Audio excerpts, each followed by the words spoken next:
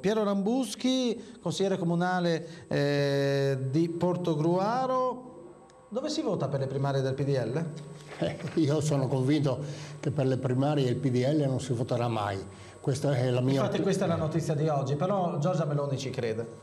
No, beh, oddio, ognuno può crederci, io di fatto ne sono convinto. Abbiamo avuto quella riunione anche al direttivo provinciale, ho visto che neanche i nostri coordinatori provinciali o vicari, insomma, sono a conoscenza di nulla e quindi sono all'oscuro. Non sembra provare tanto dispiacere per questo fatto che le primarie del centrodestra non si facciano? No, io non provo per niente così imbarazzo per quanto riguarda i primari che non si faranno nel centrodestra, proprio perché tutti i coordinatori comunali con i quali io sono in contatto sono assai delusi per queste iniziative di voler fare i primari in tempi molto brevi. Cioè lei era deluso del fatto che il PDL finalmente facesse le primarie? No, doveva iniziare prima, da qualche mese prima doveva iniziare, come ha fatto il PD. Noi dobbiamo imparare, come ha detto lei precedentemente. Ma come il PDL deve imparare dal PD? Sì, a mio parere è sulle primarie,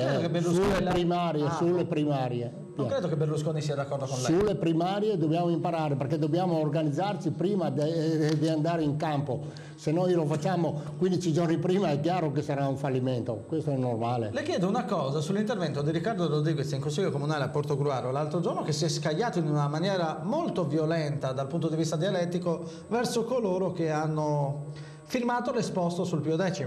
Sì, questo è risaputo, l'aveva già fatto precedentemente, era un'opinione di Riccardo Rodriguez che non concordava assolutamente con i 3 firmatari di questa denuncia fatta attraverso l'avvocato Carlin, e quindi io rispetto sia Riccardo Rodriguez che i 3 firmatari. Io sono fuori da questo gioco. Certo. Il suo compagno di partito PDL Luciano Gradini invece l'esposto lo ha firmato, questo giusto per la cronaca, insomma. Certo.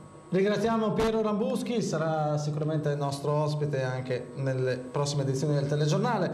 Io vi ringrazio per l'attenzione e vi do appuntamento alle prossime edizioni del nostro telegiornale. Grazie, arrivederci.